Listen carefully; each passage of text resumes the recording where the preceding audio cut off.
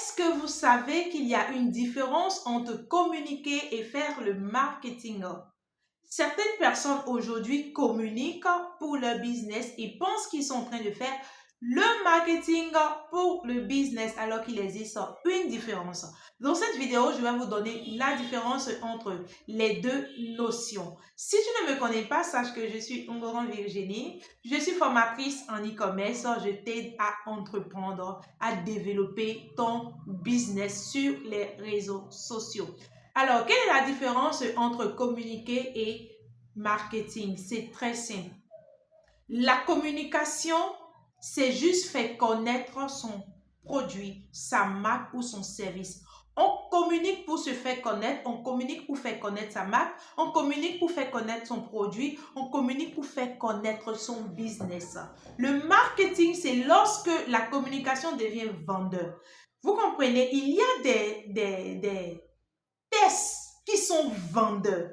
Il y a des vidéos, il y a des communications, il y a des contenus qui sont vendeurs.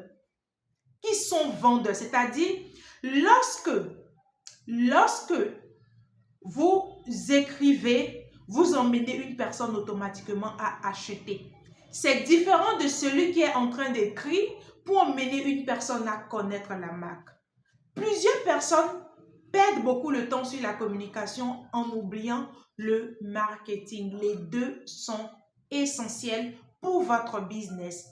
Dans certaines entreprises, vous allez trouver qu'il y a même une équipe de communication et une équipe de vendeurs. Sur souvent les pages réseaux sociaux, etc., il y a des équipes de vendeurs qui écrivent aux clients, qui ont été formés, qui écrivent aux clients, qui communiquent avec des contenus vendeurs pour vendre. Donc, à partir de maintenant, faites la part des choses.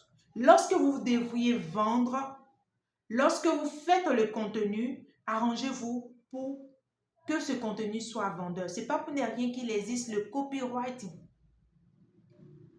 Vous comprenez, les amis? Si tu ne sais pas vendre, sache qu'on ne naît pas vendeur. D'accord? Ce n'est pas inné, on devient vendeur. Donc, vous pouvez apprendre. Vous pourriez devenir vendeur et même des meilleurs vendeurs. Tout dépend de la formation.